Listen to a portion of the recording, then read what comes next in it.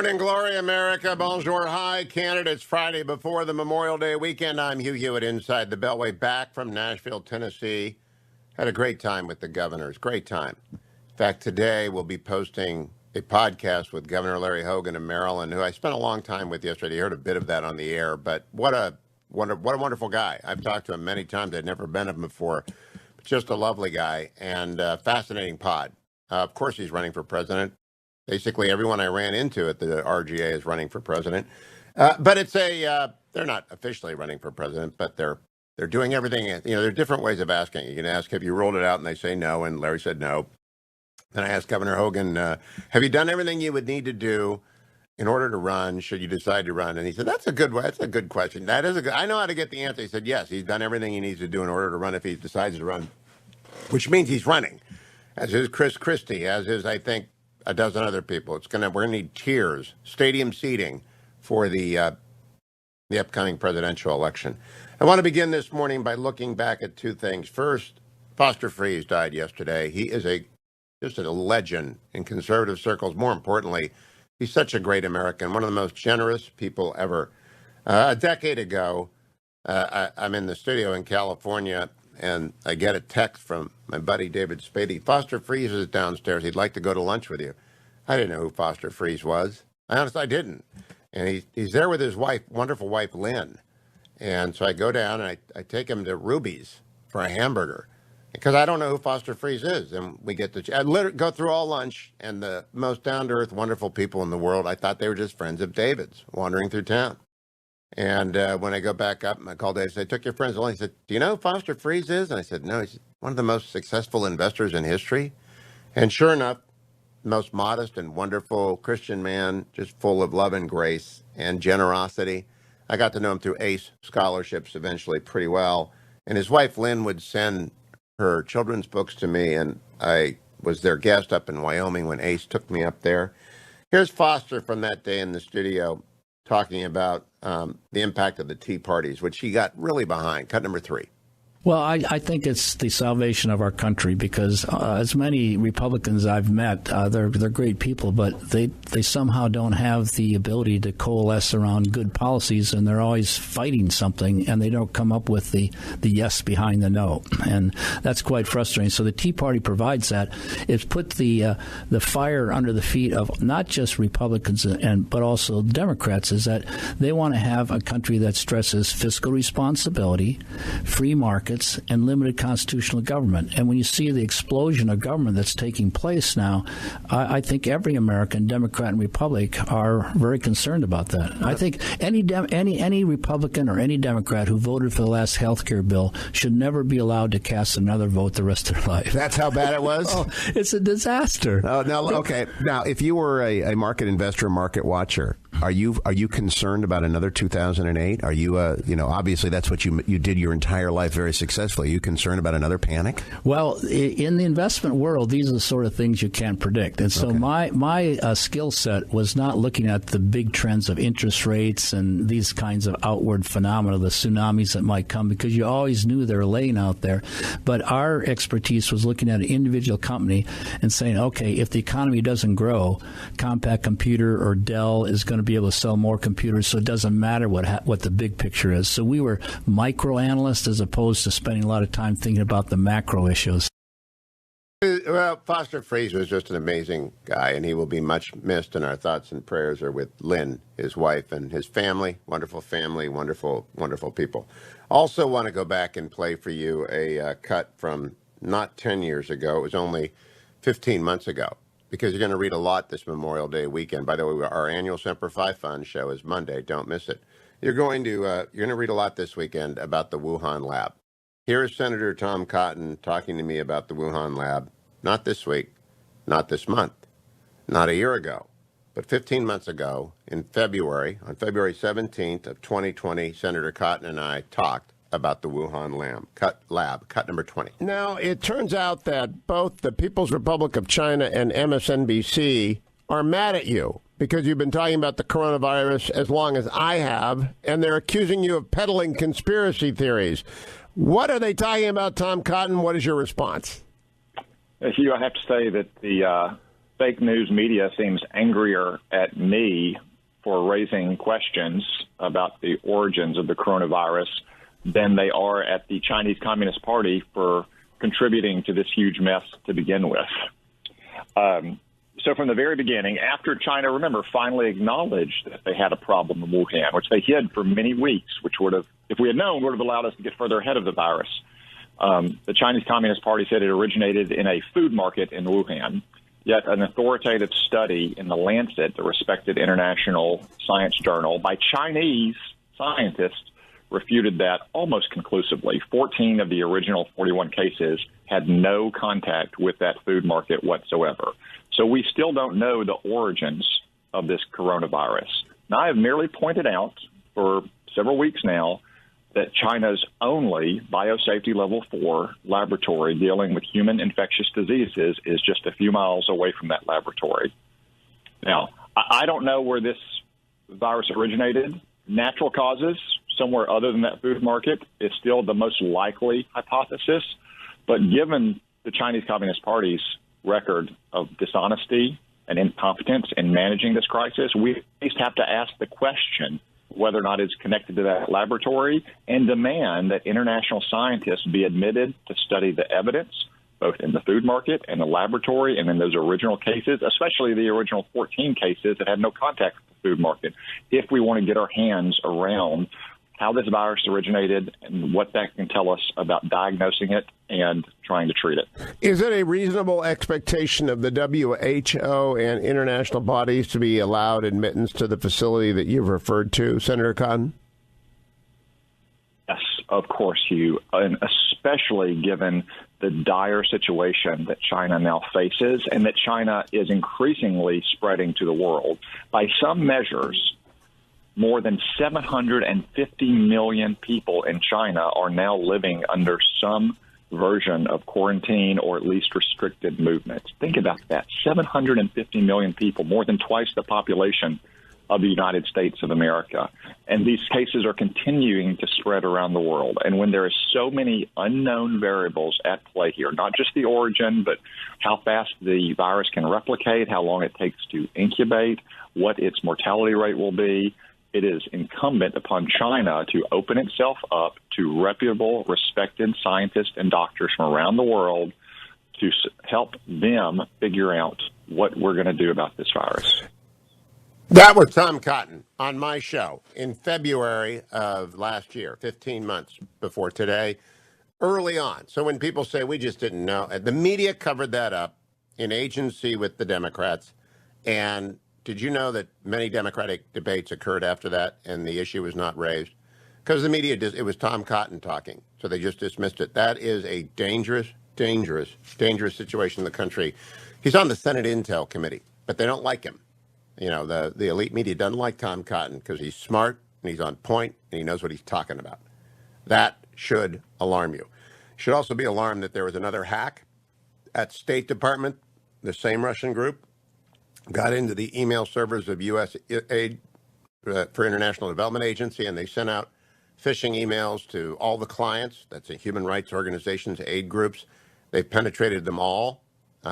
We need the cyber defenses that Mike Gallagher will be along a little bit later to talk about.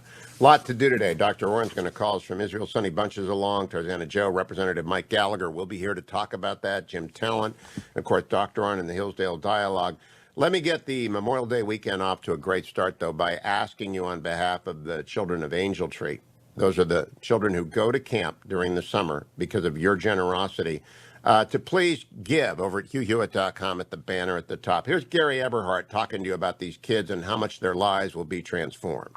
Don't we all know that if we don't have hope, we have nothing? And these kids need to have that hope. And that's why these programs all over are so important, that people support them. The big figure they always throw out, that 70% of these kids will become incarcerated when they're adults. And I think it's important on us to look at that and say, can we break that cycle?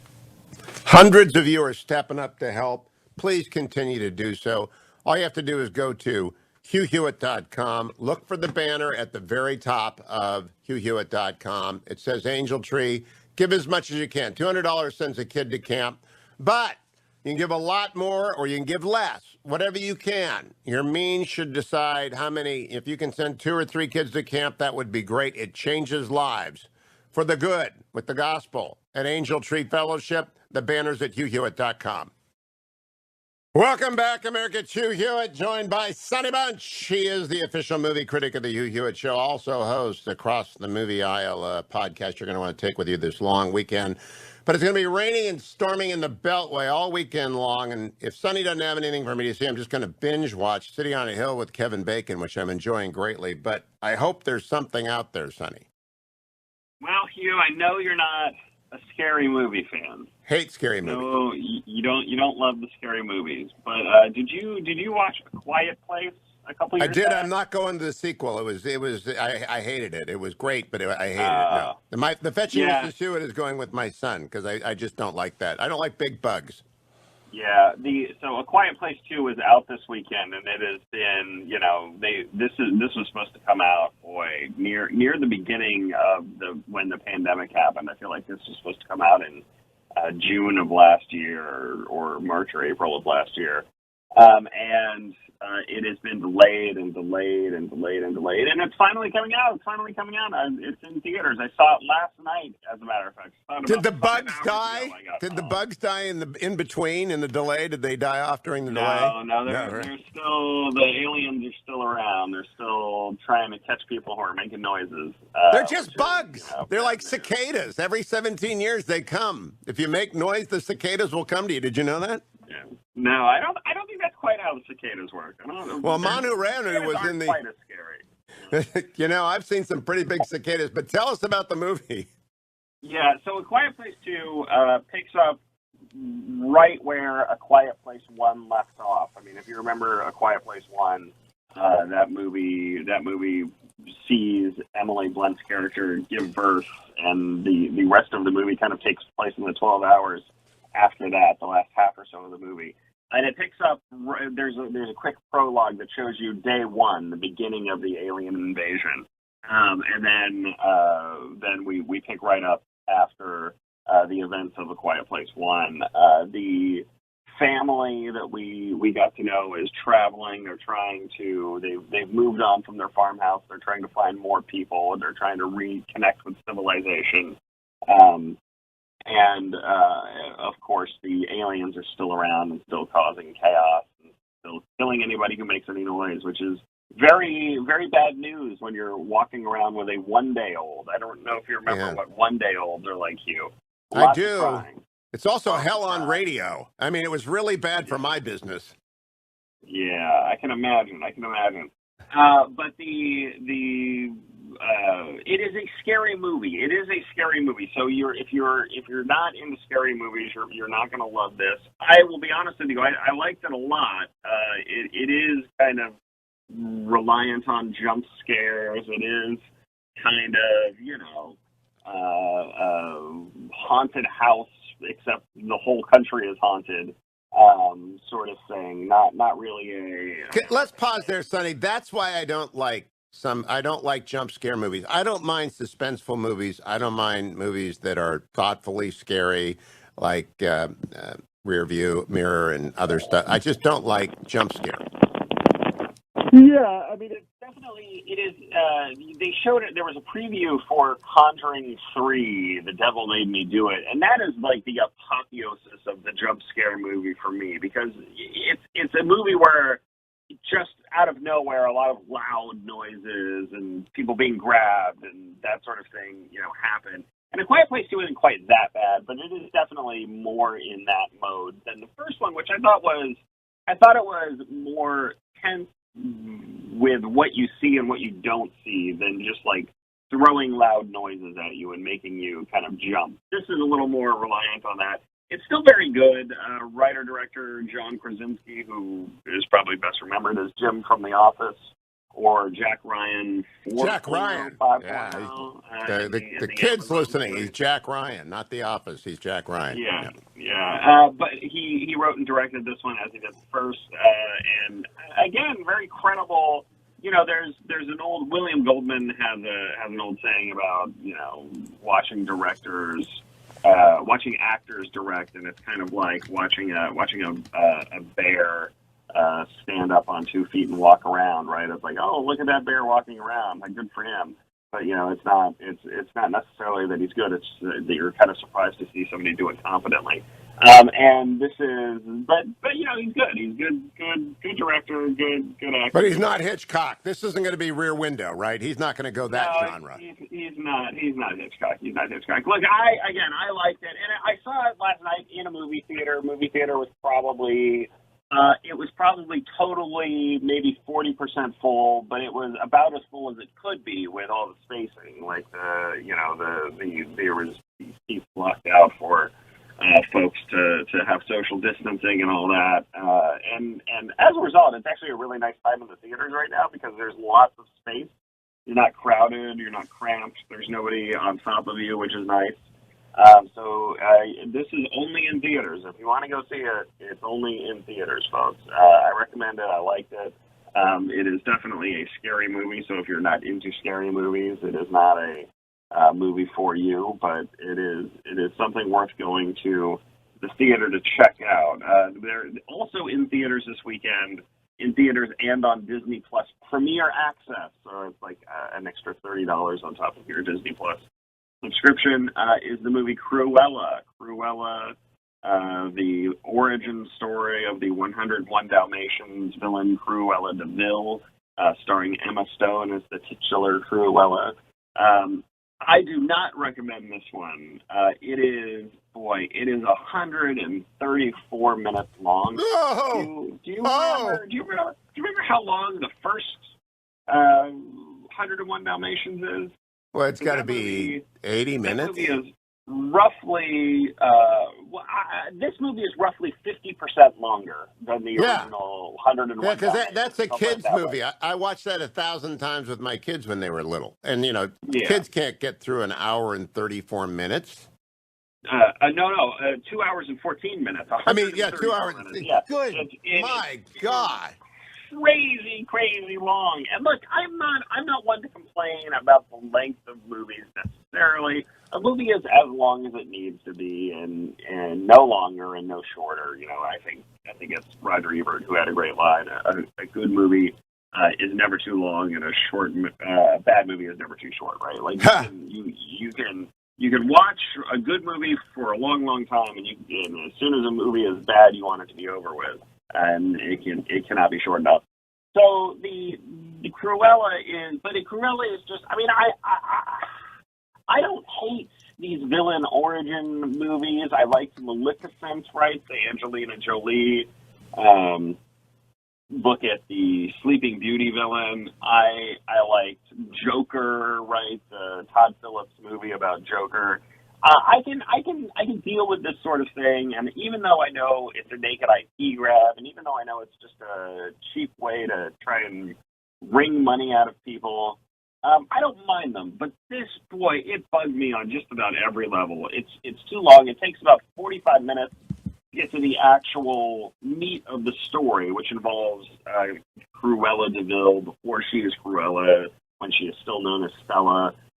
Discovering that her new boss is supposedly involved somehow in the death of her mother, and trying to get revenge for it. It's set in the 1960s and 1970s London and in the fashion world there, so there's all sorts of, needle drops like The Clash and the Stones and the Mamas and the Papas and all that sort of thing. And it's all very obvious. And it just keeps going. It goes and goes and goes. I did not care for this movie, Hugh. I did not care for this movie, even though I love Emma Stone in this. I think she's very good in this. This is her chance to play the Joker, more or less. And she does a good job with it. She has a plastic face. I love watching her on screen. The costumes are all great. Whatever. The story itself is so dumb and bad that I just had a hard time getting into it. And here's the big sin from my point of view. It has nothing to do with 101 Dalmatians. If you want to make a movie that's the origin story of the villain for 101 Dalmatians, you've got a real tough task cut out for you, because that character doesn't have much motivation beyond, I want to kill some dogs and I want to make a coat out of them. That's it. That's the whole motivation for the whole character. And so you have to invent this whole thing to the point where, and this is going to be a mild spoiler, and I apologize, but it happens in the first 10 minutes of the movie, so I'm not spoiling too much here. But to the point where Emma Stone's mother is literally killed by a trio of Dalmatians 10 minutes into the movie, Hugh. That's the sort of movie this is. They're just making nonsense up, but you can't. I can do better than that in 5 seconds. You could have a fashion show that depends upon extravagant coats that she loses by a little bit.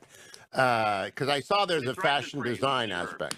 Yeah, I mean, there's all sorts of things you can do. There's all sorts of things you can do, and it just I did not care for it. I did not care for it. I don't know that it's even really that good for the kids. You know, this is supposedly the reason it's going to be on Premier Access is because it's going to be something that you can throw on for the children. No, not an hour and 34 minutes. They won't get through it in 5 days. So, Sonny, that's a no. So I'm out of luck, huh? What about Spiral with Chris Rock? As you know, Hugh, as a big fan of horror movies, I'm surprised you haven't seen it already. Is it a horror movie? You would be. Oh yeah, that's a scary movie. Nope. Spiral. What's that? Spiral from the Book of Saw, starring Chris Rock as a police detective who is being hunted. His precinct is being hunted by a disciple of the Jigsaw Killer. The Jigsaw Killer, of course, puts people in crazy traps. All right, not doing that either. Looks like I'm stuck with Kevin Bacon in a city on a hill all weekend long, binge watching. I haven't seen it. You'll have to let me know how that is. No, it's got a great start. I love Kevin Bacon, though. This guy grew up with Kevin Bacon, so I love Kevin Bacon. Sonny, is there nothing else? No. That's it. No. That's it. That's all that's in that's all that's in theaters right now. This is like the Suez pipe. This is like the Suez Canal with a freighter blocking it. Where are the movies? Yeah. Well, I mean, look, I think we're in a situation where you're gonna see 1 or 2 movies a week, maybe at the very, very most. They should have put Bond out this weekend. They'd have made a fortune. Sonny Bunch, thank you. Follow him at Twitter at Sonny Bunch. Follow him as well. Watch his listen to his podcast. Across the movie aisle. Welcome back, America. If you're looking at a long drive, Memorial Day weekend is ahead of you, and you've got to go over the Chesapeake Bay Bridge, or you're going north in California, wherever you are in the country, go online before you leave and order To Those Who Call in Truth. It is a great listen. Dr. Michael Oren, its author, joins me from Israel. It's a great listen, Michael. Congratulations. This is terrific. I did not know you had this in you. I like your short stories. I did not know you had a very good novel in you. So sweet. Thank you, Hugh. I really appreciate that. And the next one's going to come out in the fall, so get that one. Well, I got to talk to you, though, a little bit about this, because it's in my sweet spot, right? It's set in 71 to 72. So you hit me right in my sweet spot. The soundtrack, me and Julio down by the schoolyard, the Temptation, all this stuff, it's just right out of my youth. How much of this is Michael Oren in upstate New York? Listen, pretty much 100%. Yeah. And all the characters in there are composites, and every event is a composite. And I can tell you, that first event, let's not, no spoilers. But no spoilers. And, did you hear Yitzhak Rabin on a trip to D.C. when you were in high school? Yeah, but in the book, they go to a visit, they meet the Israeli ambassador, and there's this fat kid who goes up and shakes his hand. That was me. Okay, I know. And did you have a Stanley appearance in my own novel? Did you have a Stanley Rosencrantz as the new assistant rabbi at the temple? Yeah, everything is there. Everything is there. They say that Michelangelo put himself on the Sistine ceiling. Not to make too big a comparison here. In the form of a martyr whose skin's cut off. I put myself in my novel in various places. But everyone I know, and it was important for me to recreate that world, because I think you'll agree with me, Hugh, that world of 1971, 72 evokes a lot of our current world, where there's a tremendous amount of despair and pessimism about the future. People forget that America back then was a very disturbed and disturbing place. Well, it is foreshadowing as well. The Howard Weintraubs. We're not giving anything away. The Howard Weintraubs of the world then would turn into the Columbine killers of today. I mean, every trend that began in the period of the late 70s, late 60s and early 70s, musical and otherwise. I just think you evoke the period beautifully. And I'm not Jewish, but even though your world is a Jewish world, it's not because you're at high school. I mean, junior high, and so it's the world of sports. It's a world of suffering. Were you a high school athlete? I was, not a good one. Yes, I was. And the scenes of the football, I spent a lot of time on football in this novel. I played football. I played football not well. And so this is about a part of this is about someone who was a very good football player, but also someone who's not a very good football player. People don't often write about not good football players. But, we are the people on the bench that you see sitting there. Yeah, I have a good friend. I have a good friend, and I don't want to do any spoilers either, who suffered a football career-ending injury. He was very, very good. I thought about him constantly through this book as a result. But I just want to stress to people, Michael Oren, sage and professor of Middle East and diplomat, et cetera, he's a writer. So when you sat down to do this, did your agent or your publisher say, come on, Michael, give us a book about the war? Yes. I did. My agent actually was not interested in my fiction. Fiction, by the way, is a very difficult field. I can tell you almost 100% what makes a nonfiction bestseller, but nobody can tell you what makes a fiction bestseller. Just like no one can tell you what makes a box office hit movie. It's very difficult. I just tweeted out to those who call in truth. If it's an audio book, it's very well read. I can't remember the narrator's name, but it's very well read.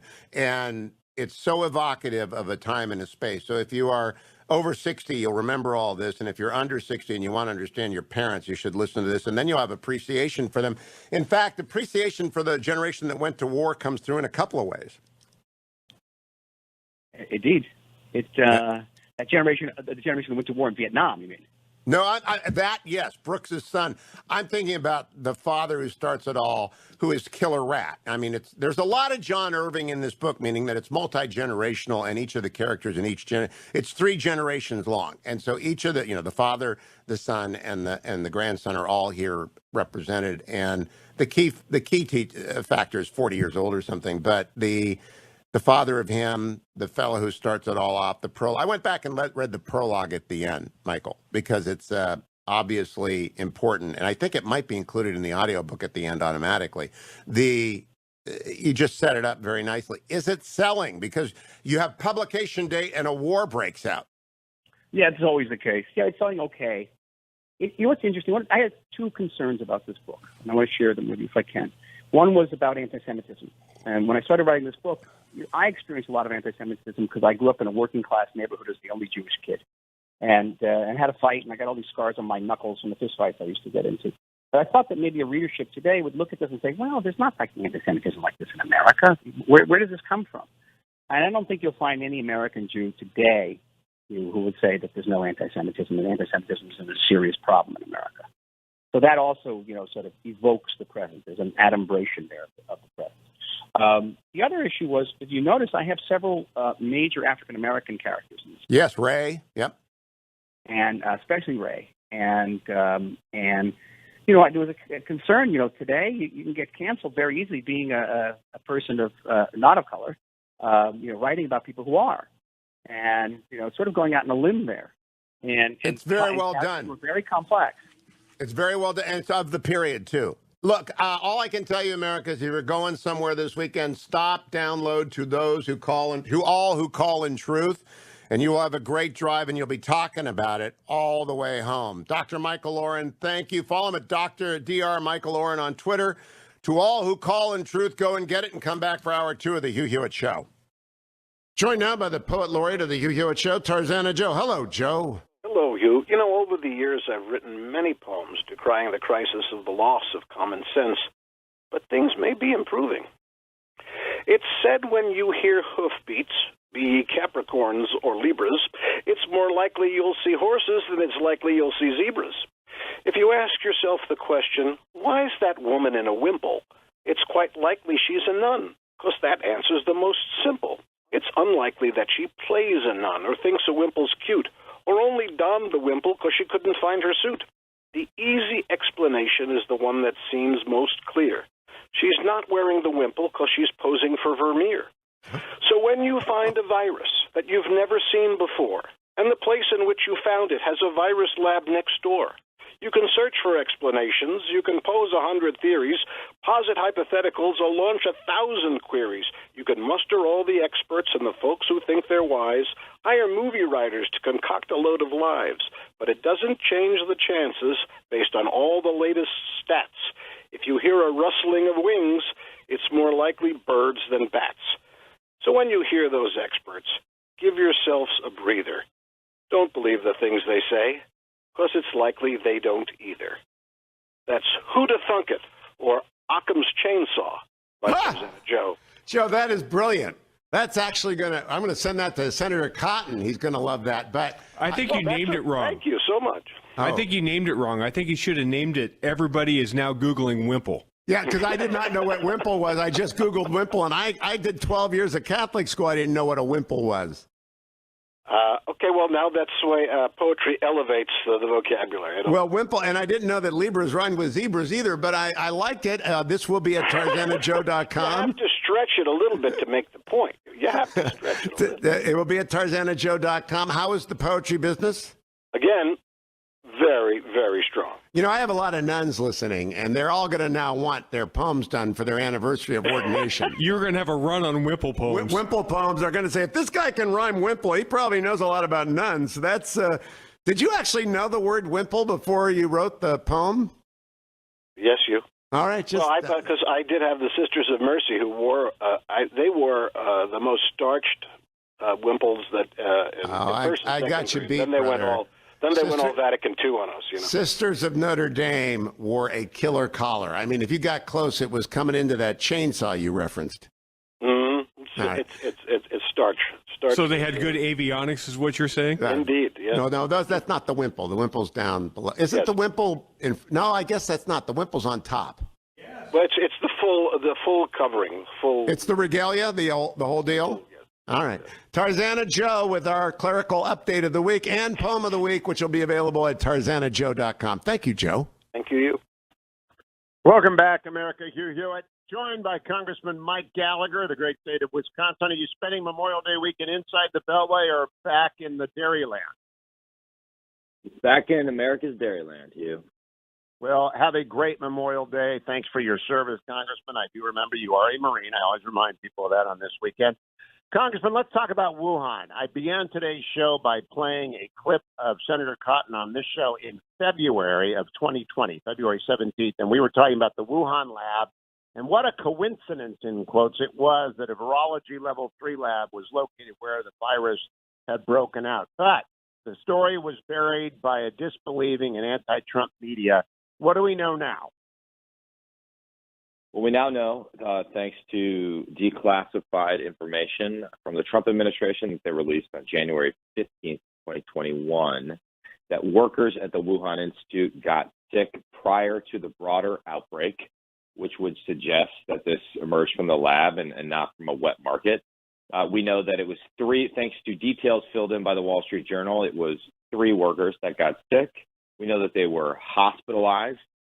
We also know that the Chinese CDC, almost without notice, in May of 2020, itself dismissed the wet market hypothesis and has gone on to spreading crazier conspiracy theories, such as the so-called popsicle conspiracy theory that it came in via frozen food. And we know more than anything else, without any degree of doubt, that the Chinese Communist Party has been doing everything possible to distract from the lab leak hypothesis, disappearing records, disappearing whistleblowers, and releasing their wolf warrior diplomats on American social media to spread propaganda, in some instances blaming the U.S. Army for the outbreak of the disease.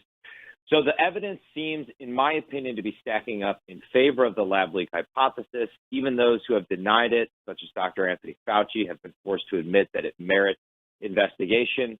And finally, Hugh, the big thing we know now that we didn't have a full understanding of a year ago is that there is a stream of U.S. funding, not only from Dr. Fauci's organization, but from the Defense Department, from the Department of Homeland Security, that went through intermediary organizations like the EcoHealth Alliance, run by Peter Daszak, who's the biggest voice out there throwing cold water on the lab leak hypothesis, to the Wuhan Institute of Virology to support gain of function research. Now, Dr. Fauci denies it. I believe he is not being forthcoming. I believe he's hiding behind a highly legalistic definition of gain of function research, because as I just look at open source records of U.S. grants, it seems obvious and incontrovertible to me that U.S. taxpayer dollars funded this type of research that needs to be shut down, because it seems that it had a role to play in the outbreak of this entire thing.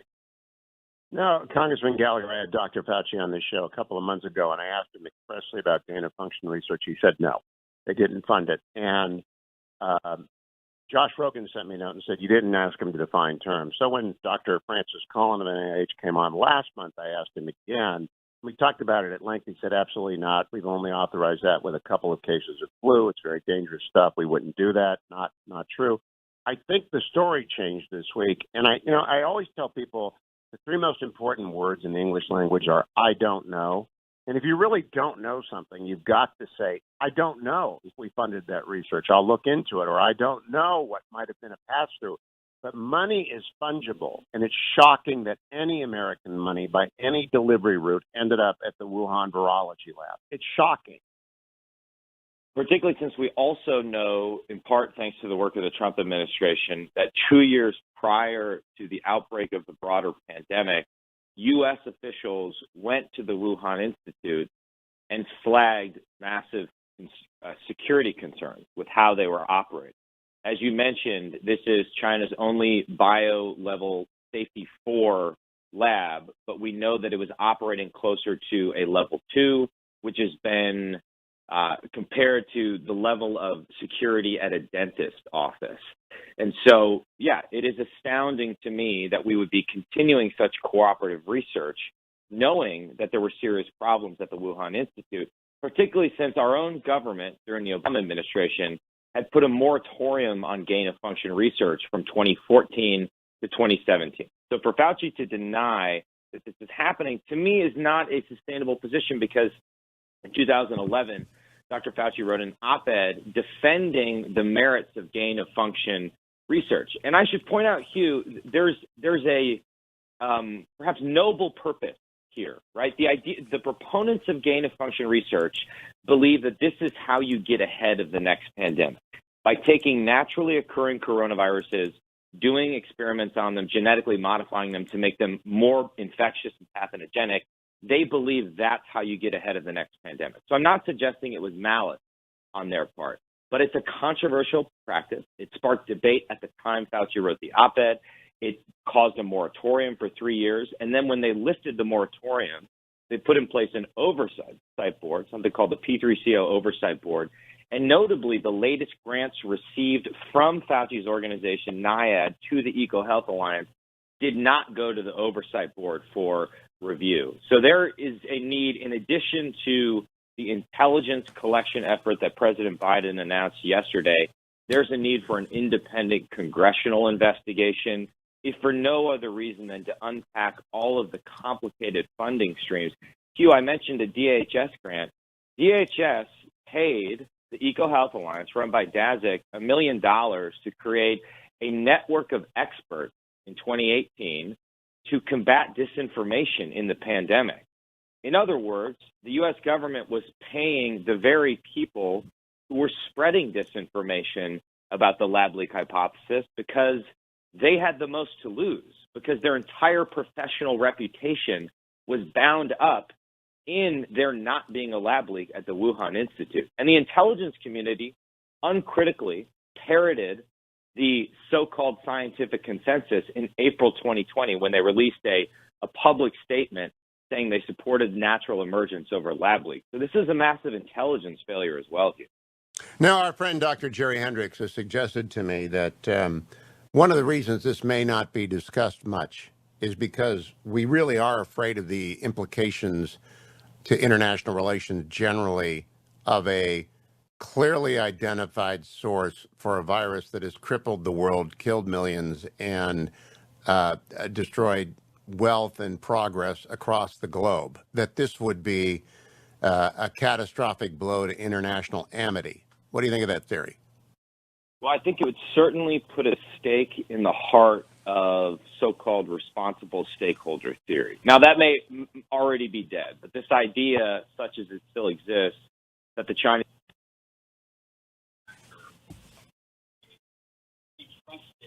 Mike, your phone just dropped, Congressman. I think your phone just dropped on us. And so we will wait for Mike to call us back.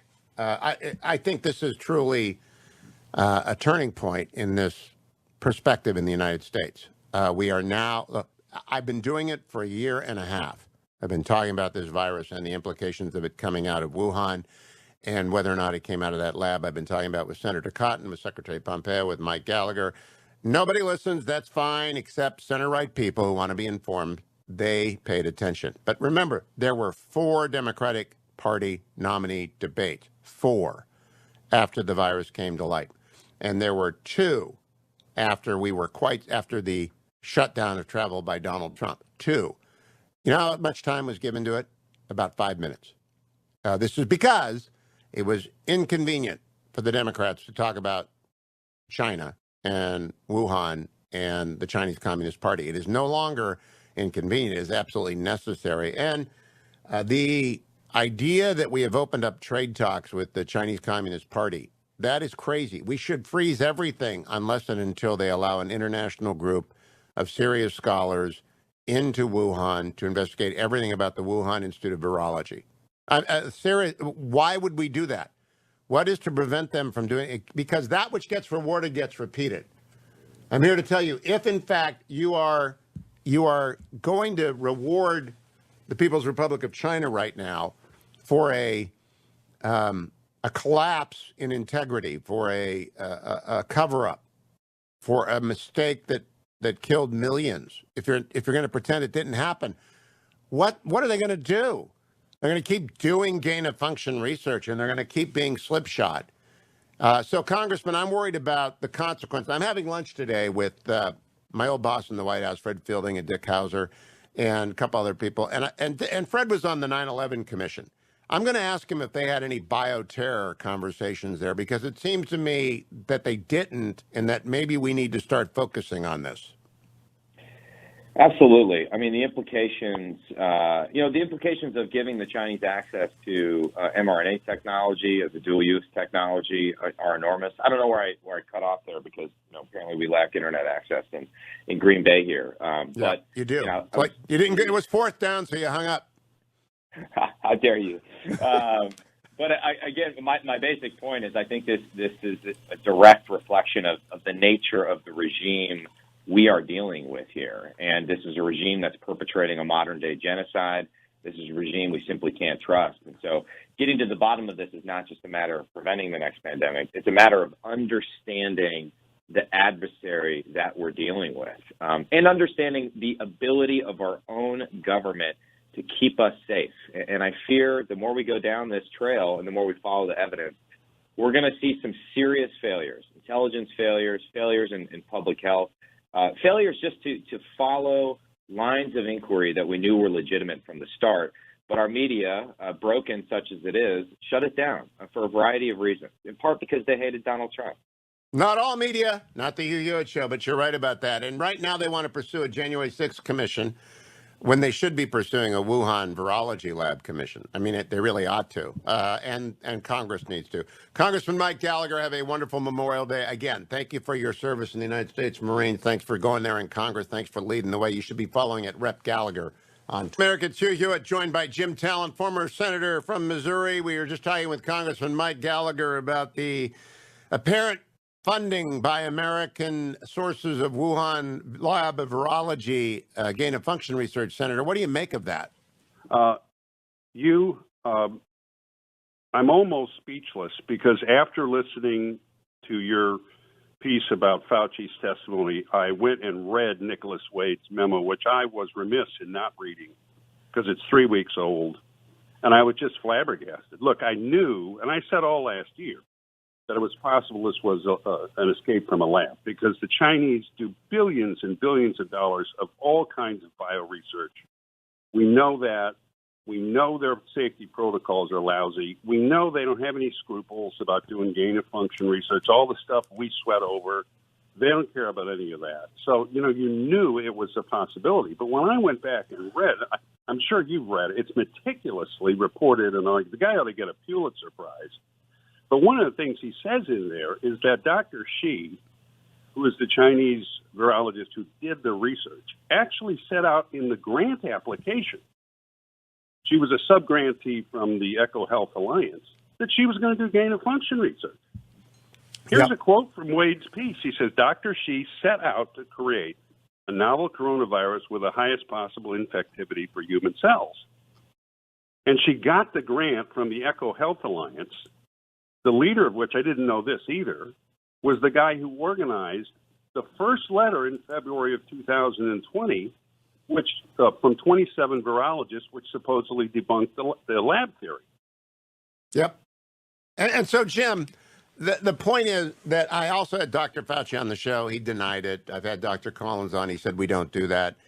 I think the credibility is shattered because people don't know when to say, I don't know. There's no way Dr. Fauci knows what the grants say. He hasn't read that sub-grant, but he should know, and he does apparently know now. And there's just nothing to be gained by ever saying no when you don't know no. Well, look, I agree, and there may be an innocent explanation, and maybe Wade is wrong, okay? But I had no idea. I mean, the guy meticulously reported it. It's no wonder everybody's up in arms. I mean, and listen, we know the Chinese moved immediately to cover this stuff up. Go back and take a look at the U.S.-China Commission's report from November 2020. I sit on this commission. It begins on page 299 of the report. It's a long, our reports are very long, okay? But again, we know they destroyed samples of the virus in January of 2020.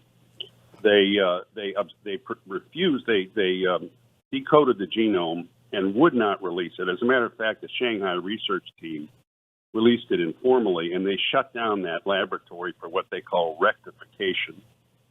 The three journalists who reported on it, I believe in early February of 2020, they disappeared. And they knew the virus was transmissible and kept that from the WHO all through January. I mean, we just reported in our report. I mean, it was, so you knew they were covering it up. And if it's true that it escaped from the labs, and they're the only ones who really know, we also know now why they were covering it up and still are. Yeah, and the key thing is, what do we do next, Senator? I don't think there's going to be a January 6th commission. There is going to be an intelligence community look at this. But the question is, will we so upset? First of all, does the Chinese Communist Party owe the world reparations, in your view? Well, they owe the world an explanation. They're not going to give it. And I think one of the reasons this is important is because they turned around, again, we knew this.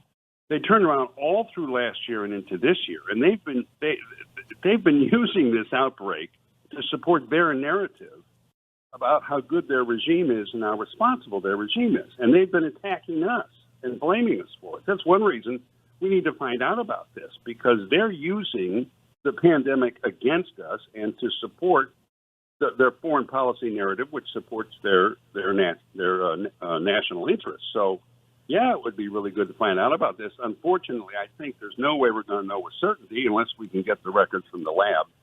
And that will happen shortly after what freezes over. And there's one other result that should come from that. Those who were right then should be listened to now. One of those was Senator Tom Cotton. Another was Mike Pompeo. Cotton was first of the. So if they were right about this and were dismissed a year and a half ago, do you think the media will change and begin to listen to people who are, for example, on Senate Intel? Well, I hope they do, and I'm going to calm down now. I've been upset about this since last night when I read it after I listened to the podcast. What I hope does happen is that people in the media and in the legacy media understand that when you censor dissenting views like this, you end up cutting us off from from information and ideas that can be really, really important. In other words, it's so counterproductive and so counter to what their basic function is in a functioning democracy. So yeah, I hope people look at this, because all Tom was doing, Senator Cotton knows China. Okay, so he knew from the beginning that this was a possibility for the same reason I did, right? Because we know how they operate. Now, we couldn't know, and that's all he said, is it's a possibility. A possibility. And conventional wisdom kills innovation, outside of the box thinking, and in this case, absolutely necessary truth seeking. Senator Jim Talent, follow him on Twitter at Jim Talent. Thank you.